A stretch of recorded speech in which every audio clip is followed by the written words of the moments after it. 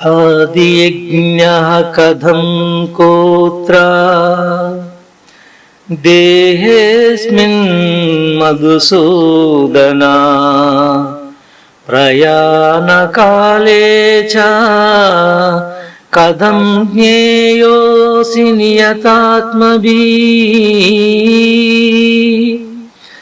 శ్రీకృష్ణ పరమాత్మ చెప్పినది విన్న అర్జునుడు, కృష్ణ, పరబ్రహ్మ ఆధ్యాత్మము, కర్మ అధిభూతము, ఆదిదైవమని చెప్పావు. అవి ఏవి? ఆది యజ్ఞుడనే వాడి దేహాన ఎట్లుండును? అతడెవ్వడు? ఆత్మ నియమం గలవారు మరణకాలంలో నిన్నే విధంగా తెలుసుకుంటారు? వాటిని గూర్చి నాకు చెప్పుమని అడిగాడు. అప్పుడు శ్రీకృష్ణ పరమాత్మ చెప్పటం ప్రారంభించాడు.